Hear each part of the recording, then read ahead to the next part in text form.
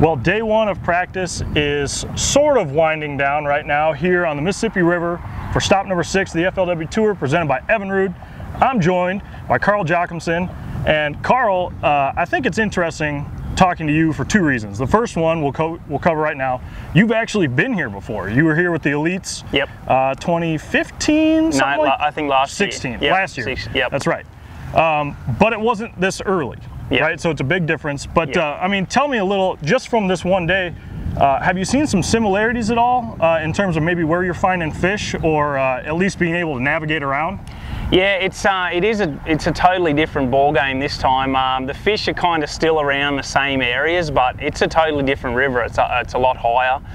The water's Sure. running a little bit harder, but yeah, places that I thought I could navigate just look totally different. Like places that had little islands and you could pick your way could be just like a big open flat Sure. now, and you're like not quite sure where to take. But it's kind of similar, but I think it's actually better. Okay. Yeah. Well, I guess coming into this, there were a lot of people talking to some local guys that, you know, thought we'd see fish in all three stages of the spawn. In your opinion, where are we at? I think we're like right in the middle of the heaviest spawn you can get. Okay. But you're definitely one side to the other. I think smallmouth, we're going to see them starting to fade out and go into post spawn. I think they're definitely on their way out. Okay. So I think the current's going to play a little bit for those guys. But what we'll talk about is like what I was doing before, the smallmouth moving up on beds further up in the pools. I think that's the further down I've got now, that's starting to fade away. Okay. Well, that's a great point. I think that's perfect segue. Let's go into that. Because you camp on tour, Yep. you just came right up. I mean, you got all these pools above here. Yep. We're fishing 7, 8, and 9 are the tournament waters, but you could fish really 2 through 6 Yep. above here, and that's what you did. You spent Yep. some time up there catching brownfish, greenfish, Yep. all kinds of fish. Yeah, it was the perfect time to do it. I wish I did it last year, but now that we've got the Lance camper, we can, you know, come up here earlier, find a good campsite, fish a pool, and move back down, and that's what I did. And I started all the way almost in the city, up there in what is it, Minneapolis? Yeah. Yeah. And then worked my way all the way down. I think the St. Croix and Mississippi meet Yep. up there. Yep. And then I worked my way down and just hit each pool, and it was cool because I got to see like the water temperature slowly get warmer. I didn't know what it was going to do, but that's what I saw. And then Cool. yeah, the different stages happened all the way down. But this pool 8, which I fished today, is far ahead of what I fished in 6, which I fished on Saturday. So. Okay. Now, do you have any plan of checking out 7 or 9? Yep, tomorrow I want to fish 9, and then I'm going to make my mind up whether to try and refine something here Sure. or go down and touch on 7 a little bit, but probably spend all day in 9 tomorrow. I spent the full day here, and I'm going to spend the last hour or so light just in the Black River here before we finish up. Well, yeah, I mean, you got some practice left to do today, so I'm going to throw one more thing at you. There's a lot of talk, I mean, grass, normally when people think of this stretch of the river, it's frog fishing, it's duckweed, you know, matted milfoil or whatever. Where's the grass at right now? Because I heard it's there, but sparse and clumpy. Yeah, it's a different type of grass. It's the type of grass that dies off when the summer comes. It's not like the real nice, real healthy sort of summer grass that you see. It's the sort of stuff that you look at and you think, mightn't be any good for bass, but then they're in there. You're like, because there's a couple of different types, but it's definitely sparse. It's not as matted up, but they're in there. They're in some weird places right now, and but the fishing is phenomenal. Like, it's the best. I've been here every year for the last 6 years, and it's the best I've ever seen it. Well, there you go. That's what we're going to end it on. Carl, you get back to fishing, and I'm going to keep hanging out. Thanks, Yep, man. thanks for that. Well, the sun is starting to climb down behind the, I guess, I don't know, hill, ridge, whatever you want to call it out there. I got the goat, Andy Morgan, standing with me.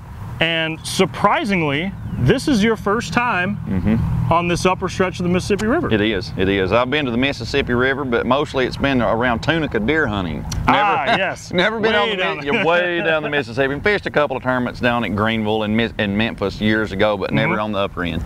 Okay. Well, after launching your boat in, I mean, we're on pool 8. I assume, did you stick to pool 8 here? I did, yes, I stayed here. No shortage of stuff to look at. Oh my That's God. for sure. I mean, there are countless little backwater things and cuts and drains and all that stuff. How much did you pick apart today? Man, it's like, you know, we were idling in. I told my buddy, I said, it's like we didn't even do anything today. There's so much of this that you want to look at, that you need to look at, and I highly underestimated how much stuff there is to fish here. It is crazy. So I don't know, I'm still pretty confused on what to do. Should I go to another pool? Should I stick here? You know, there's plenty to look at, so I don't know really what I'm going to do. Well, this tournament is, it's really cool in the sense that we haven't had a tour event here before. There's a lot of anglers like yourself that haven't been here. And in terms of the time of year, there's not a lot out there like on the web for you guys to research ahead of time. So it's almost coming in blind. I guess it'd kind of be like what it was like fishing the tour back in the early days. It really is. There wasn't a lot of stuff online to see. Right. I mean, you couldn't really research anything other than a phone call if you knew somebody maybe had been there before, and I really hadn't. And it's just one of these deals. It's kind of exciting though when you get to come to a place like this that you don't know anything about. There's no preconceived ideas, and it's all open. You know what I mean? I mean, everywhere's good to me at this point. So, you know, every little thing I find is great, but it's pretty exciting. I mean, it's put you in a time crunch when there's so much of this stuff to look at. You kind of get in a little panic if you're not careful, but you just got to keep it slow and steady. Well, you know, there's largemouths up here. There's also smallmouths. I've heard that there's a lot of fish spawning right now.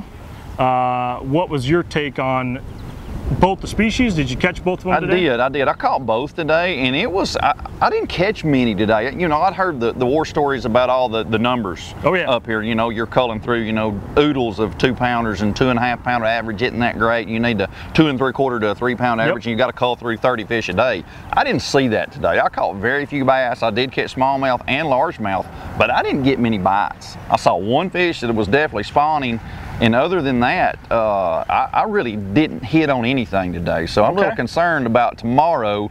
I'm gonna make some adjustments, obviously, but you know, I got a full 2 days of practice ahead of me, thank goodness. So we'll see. Well, with those 2 days, you also have 2 other pools you can look at. 7 is the smaller of the 3, and then you got 9 down below us. Right. Any idea or any inkling that you might want to check out another one, or are you kind of going to hunker down on 8? I may go to 7. You know, I know it's smaller, and I think I could look at more stuff up there. So I may just kind of dive into 7 and see how that goes. And if it's not going well in the first 5-6 hours, we've got a lot of daylight.